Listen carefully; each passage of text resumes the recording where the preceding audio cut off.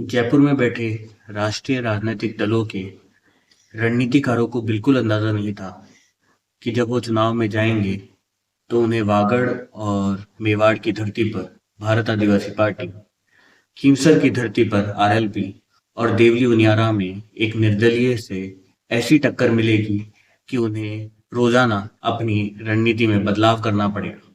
This is Offbeat and Personal with Udit. Please like, share and subscribe the channel. नमस्कार, स्वागत है आपका इस स्पेशल स्टोरी में which is powered by QIFM the stock market training institute. आज बात कर रहे हैं सलूम्बर, चौरासी, देवली उनियारा, खींवसर में दोनों राष्ट्रीय राजनीतिक पार्टी भारतीय जनता पार्टी और कांग्रेस को मिल रही बराबर की टक्कर पे। टक्कर किन से मिल रही है? टक्कर मिल रही है वहां पर मौजूद स्थानीय राजनीतिक दलों से। अगर खींवसर की बात करें तो खींवसर के अंदर आरएलपी, हनुमान बेनीवाल की पार्टी मजबूत नजर आ रही है। वागड़ और मेवाड़ की धरती की बात करें तो चौरासी और सलूम्बर में भारत आदिवासी पार्टी, जिससे सांसद है राजकुमार रौत, वो बहुत मजबूत नजर आ रही है। और कांग्रेस द्वारा बेतरतीबी से बांटे गए टिकटों की वजह से देवली उनियारा में निर्दलीय खड़े हुए नरेश मीणा बहुत मजबूत नजर आ रहे हैं। यही कारण है कि दोनों ही दलों के उम्मीदवार, स्टार प्रचारक और रणनीतिकारों को सोचना पड़ रहा है कि 7 में से 4 सीटों को कैसे अपनी झोली में डालना है। बात शुरू करेंगे चौरासी और सलूम्बर की सीट से। चौरासी की सीट भारत आदिवासी पार्टी के लिए जितनी महत्वपूर्ण है, राजनीति को जो बहुत बारीकी से देखते हैं उनके लिए भी बहुत महत्वपूर्ण है, क्योंकि यहीं से तय होना है कि राजस्थान के सीमांचल के इलाके में चल क्या रहा है। ये उपचुनाव कई चीजों को बल भी देगा तो कई नए बदलावों की इबारत भी लिखेगा। उसमें से सबसे बड़ी इबारत है चौरासी की सीट। राजकुमार रौत 2 बार यहाँ से विधायक रहे, उसके बाद सांसद हो गए। उन्होंने अपने प्रतिनिधि के तौर पर अनिल कटारा को यहाँ से उतारा है। अनिल कटारा को उनका समर्थन मिल रहा है, वो जनता के बीच नजर भी आ रहा है। जनता को ये लग रहा है कि जो पिछले 3 बार से उन्होंने निर्णय लिए हैं वो उसमें एक नया बदलाव करने से पहले बहुत बार सोचना चाहते हैं। सामने से जो प्रत्याशी भारतीय जनता पार्टी ने उतारा है, एक तो सबसे आखिर में वो नाम आया है कारीलाल निनामा, मुझे नहीं लग रहा है कि उतना उनको जन समर्थन मिल रहा है। उसका कारण है कि वो कितना एक्टिव थे, वर्तमान में वो जिस पद पर थे वो वहीं तक सिमटे हुए थे सिमलवाड़ा के क्षेत्र में। अब उन्हें उससे बाहर निकलना है। सिमलवाड़ा में भी उनकी पकड़ इतनी नहीं है कि वो सिमलवाड़ा को भूलकर बाकी के इलाकों में निकलें और वो ये मान लें कि सिमलवाड़ा के वोट तो उन्हीं को मिल रहे हैं। इस पेशोपेश के अंदर उनका कैंपेन तो चल रहा है, पर कैंपेन बड़ा अटपटा सा चल रहा है। मुझे उसमें कोई स्थिरता नजर नहीं आ रही है। जिस तरीके के कैंपेन में राजकुमार रौत जब कहीं और प्रचार कर रहे होते हैं तो अनिल कटारा कहीं और प्रचार कर रहे होते हैं। बातें दोनों एक ही कर रहे हैं। जनता के बीच जाकर यह स्पष्ट करना चाहते हैं कि चेहरा वो है, पर चुनाव भारत आदिवासी पार्टी के नाम पर लड़ा जा रहा है। और आदिवासियों के जो मूल मुद्दे हैं, जिन मुद्दों से दोनों ही राष्ट्रीय राजनीतिक पार्टियों ने मुंह फेरा है, या यूं कहिए कि उनको भारत आदिवासी पार्टी ने ये यकीन दिला दिया है कि उन दोनों दलों ने मुंह फेरा है। दोनों ही बड़े दल ये जनता को नहीं बता पा रहे हैं कि ऐसा कुछ भी नहीं है। इसमें आगे नजर आ रही है भारत आदिवासी पार्टी और पीछे पीछे चल रहे हैं भारतीय जनता पार्टी। कांग्रेस की बात अलग से करूंगा। कांग्रेस ने शायद लोकसभा चुनाव के बाद यही मान लिया था कि यहाँ पर गठबंधन होगा। वो गठबंधन जो लोकसभा चुनाव के अंदर हुआ था उसे इंडिया अलायंस नाम दिया गया था। यहाँ पर जो मुखिया हैं कांग्रेस के वर्तमान में, गोविंद सिंह डोटासरा, उनका कहना है कि वो दिल्ली के अंदर है गठबंधन, राजस्थान के अंदर नहीं है। कारण हो सकता है, मैं कांग्रेस की सोशल मीडिया देख रहा था, उस पर आजकल नए पोस्ट चलते हैं कि आपको क्या दिवाली पर टिकट मिल पाई क्या, या आपका कंफर्म टिकट हो पाया क्या, आपको 2014 से पहले कंफर्म टिकट मिल जाते थे, वर्तमान में मिल पाए क्या। हो सकता है कोई कारण रहा हो जो ये इंडिया अलायंस है, इससे खींवसर और उदयपुर और सलूम्बर की, चौरासी की धरती के कंफर्म टिकट्स नहीं मिले, इसलिए वो दिल्ली से चलकर राजस्थान नहीं आ पाया। इसीलिए इस गठबंधन को करने में थोड़ी सी दिक्कत आई, वो दिल्ली ही रह गया। मुझे इससे ज्यादा तो और कोई मजबूरी नजर आई नहीं कांग्रेस की, क्योंकि कांग्रेस कमजोर है और कमजोर नजर आ रही है। कांग्रेस के प्रत्याशी जनता के बीच जा भी रहे हैं तो उनका आधा वक्त तो इसमें ही खराब हो रहा है कि वो गठबंधन क्यों नहीं कर पाए। बेचारों के पास में नहीं है जवाब, क्योंकि उनके प्रदेश नेतृत्व ने ये तय किया है। अब वो एक से एक बहुत बड़े देश के सबसे पुराने राजनीतिक दल के प्रत्याशी के तौर पर वहां खड़े हैं। उन्हें कितने मत मिलेंगे, वो कितने मत भारत आदिवासी पार्टी के कम करेंगे, जिससे भारतीय जनता पार्टी को सीधा सीधा फायदा होगा, ये देखना हो। ये दोनों ही स्थितियां बन रही हैं 84 और सलूम्बर के अंदर। सलूम्बर के अंदर भारतीय जनता पार्टी तलाश रही है उस संवेदना को, उस सहानुभूति को जो अमृतलाल मीणा के अचानक से हुए देहांत की वजह से लोगों के बीच में है। इसीलिए उनकी पत्नी लोगों के बीच में जा रही है, अमृतलाल मीणा से जुड़ी यादों को उनके बीच में वापस से जीवंत करने की कोशिश कर रही हैं। भारत आदिवासी पार्टी के जो उम्मीदवार हैं जितेश कटारा, जीतू कटारा, वो बहुत लंबे समय से वहां पर एक्टिव हैं और युवाओं के बीच में एक खासा क्रेज उनको लेकर बना हुआ है, वो नजर भी आ रहा है। इसीलिए इन दोनों सीटों पर मुझे दोनों ही दलों की रणनीति के अंदर कमजोरी नजर आ रही है। कांग्रेस की तो रणनीति नहीं है। कांग्रेस ने तो शायद जिस दिन टिकट अनाउंस किए थे उसी दिन मान लिया था कि ये सीटें उनकी नहीं है। गठबंधन क्यों नहीं किया, ये उनका निर्णय था और ये निर्णय बहुत गलत साफ दिख रहा है। इसीलिए इस सीट पर कांग्रेस की तो कोई स्थिति बन नहीं रही है। भारत आदिवासी पार्टी कोसों आगे चल रही है भारतीय जनता पार्टी से। भारतीय जनता पार्टी की तरफ से जो जो लोग मोर्चा खोल कर बैठे हैं, वो सभी लोग नहीं समझा पा रहे हैं जनता को क्यों भारतीय जनता पार्टी को आदिवासी समाज के साथ में रहकर ही विकास की जो पूरे प्रदेश में जो धारा बह रही है, उनको साथ में लेकर ही वो आगे बढ़ना चाहते हैं। और भारत आदिवासी पार्टी अपनी विचारधारा, अपने मुद्दों को जनता के बीच में पहुंचा चुकी है। अब आगे बढ़ते हैं खींवसर के ऊपर। यह सीट पहेली नहीं, ये एक अबूझ पहेली बन चुकी है।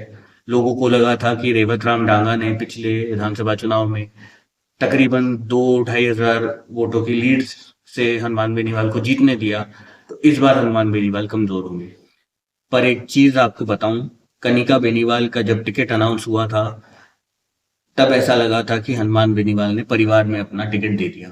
पर कनिका बेनीवाल जितनी राजनीतिक मैच्योर नजर आ रही हैं, उनके भाषणों में जिस तीखेपन को हम देख पा रहे हैं, उनका लोगों से मिलने का तरीका जो बिल्कुल सौम्य है, ये तीनों चीजें मिलकर एक ऐसा ब्लेंड बना रही लीडर उनमें नजर आ रहा है जो इतना मैच्योर है कि उसे पता है कि उसे किस पल पर क्या करना है। अगर वो जनता के बीच है तो उसे क्या करना है, अगर वो मंच पर है तो उसे क्या बोलना है। शायद इतने लंबे समय से खींवसर या नागौर की राजनीति को घर में देखते देखते कनिका बेनीवाल इतनी मैच्योर हो चुकी हैं कि वो तैयार थी कि जीवन में अगर ऐसा मौका आता है, जब भी ऐसा मौका आता है, तो उन्हें किस तरीके से उस मौके को भुनाना है। हनुमान बेनीवाल के कंधों पर से बहुत सारा बोझ उतर गया है, इसीलिए हनुमान बेनीवाल खुलकर यात्राएं कर रहे हैं, खुलकर रैलियां कर रहे हैं, घेर रहे हैं केंद्र सरकार को भी, राज्य सरकार को भी, पिछली कांग्रेस सरकार को भी। कांग्रेस के प्रत्याशी यहाँ पर सिर्फ वोट काटने का काम कर रहे हैं, इससे ज्यादा मुझे उनकी कोई स्थिति नजर नहीं आती। रेवत राम डांगा भारतीय जनता पार्टी का सबसे बढ़िया टिकट है। वो बहुत अच्छे से अपने प्रचार को कर रहे हैं, जिस तरीके से उन्होंने विधानसभा में प्रचार किया था उसी तरीके से शांति से, क्योंकि खींवसर के अंदर एक बहुत बड़ा धड़ा है जो बहुत शांत रहता है। वो धड़ा ही भारतीय जनता पार्टी का मूल वोट बैंक है। जब वो निकलता है और वोट करता है तो भारतीय जनता पार्टी पिछले विधानसभा में जिस तरीके के नतीजे आए उसके नजदीक पहुंचती है। अगर उस वोट बैंक के अंदर इजाफा हो जाता है तो हो सकता है कनिका बेनीवाल ये चुनाव हार जाए।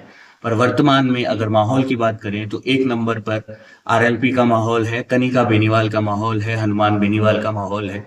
उसके बाद में रेवत राम डांगा का माहौल है। रेवत राम डांगा के माहौल की बात करें तो माहौल बनाने के लिए रिचपाल मिर्धा भी मैदान में उतर चुके हैं।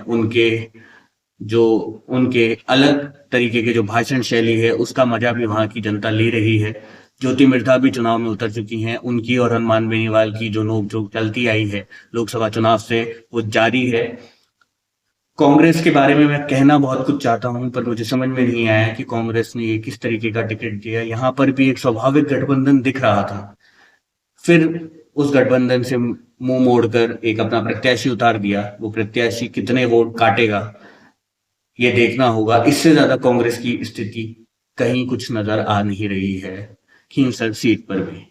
आरएलपी के लिए ये साख का विषय बना हुआ है, क्योंकि खींवसर उनका गढ़ है, हनुमान बेनीवाल का गढ़ है। अगर हनुमान बेनीवाल यहाँ से हारते हैं तो उन्हें अपने गढ़ को खोने के एवज में अपनी साख को भी खोना पड़ेगा। साथ में ही उसे वापस बनाने के लिए उन्हें एक लंबी लड़ाई लड़नी पड़ेगी। देखते हैं कि आने वाले दिनों में माहौल किस तरफ बैठता है।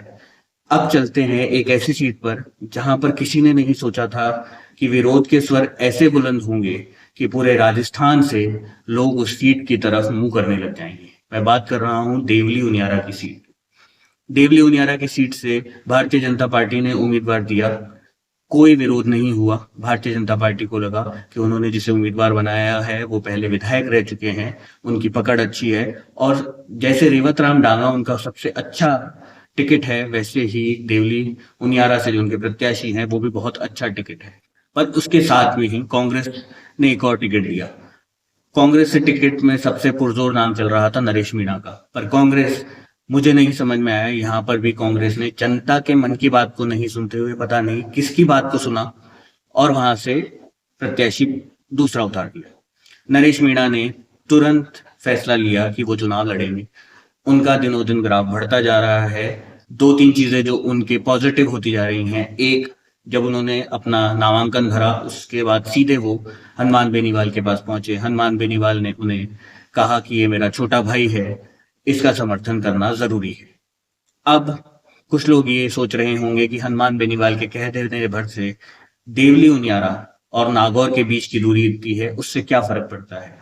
फर्क ये पड़ता है कि आरएलपी पिछले विधानसभा चुनाव में यहाँ से चुनाव लड़ी थी, उनके प्रत्याशी को 20,000 से ज्यादा वोट मिले थे। अगर उसका 60% मत भी नरेश मीणा को मिलता है तो नरेश मीणा एक मजबूत उम्मीदवार बनकर खड़े। साथ में ही भारत आदिवासी पार्टी ने उन्हें अपना आधिकारिक समर्थन दे दिया है, तो राजकुमार रौत कह लीजिए, समुदाय कह लीजिए, वो भी नरेश मीणा के समर्थन में आकर खड़ा हो जाएगा। तीसरा सबसे बड़ा समर्थन जो मिला है वो है रविंदर सिंह भाटी। रविंदर सिंह भाटी, हनुमान बेनीवाल, राजकुमार रौत, ये ऐसे चेहरे हैं जो पूरे राजस्थान के अलग अलग अंचलों के अंदर बहुत ज्यादा मजबूत हैं। युवा इनके पीछे पागल हैं। एक शब्द है अंग्रेजी में क्रेजीनेस है इन लोगों के लिए। अगर ये नरेश मीणा के साथ खड़े हो जाते हैं तो ये चार चेहरे अगर मिलकर 2 दिन भी उस सीट पर प्रचार करते हैं तो उस सीट कम से कम 20 से 25,000 मतों का अंतर पड़ जाएगा। नरेश मीणा जो अभी, मुझे देखिए, जेसीबी के स्वागत, डीजे के स्वागत अलग होते हैं, पर वोट कितने टर्नआउट होते हैं वो चीज अलग होती है। इसीलिए मैं अभी भी नरेश मीणा को तीसरे नंबर पर मानता हूं। पहले नंबर पर भारतीय जनता पार्टी चल रही है, दूसरे नंबर पर कांग्रेस। अगर ये चारों चेहरे चुनाव के आखिरी दिनों में देवली उनियारा आते हैं, प्रचार करते हैं, तो हो सकता है कि नरेश मीणा का ग्राफ अभी जहां वो है, जिसे वो धीरे धीरे बढ़ा रहे हैं, वो 4 गुना तेजी से बढ़े और वो पहले नंबर पर आ जाएं।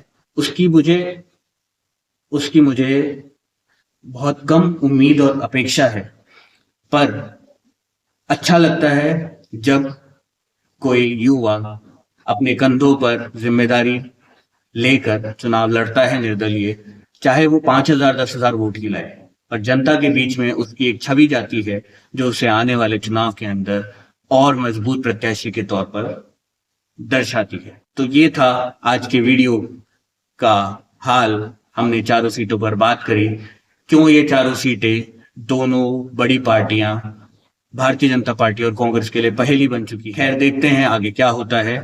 आपको ये वीडियो कैसा लगा कमेंट कर बताइएगा। ये और ऐसे और वीडियोस के लिए बने रहिए, करते रहिए like, share and subscribe. Thank you.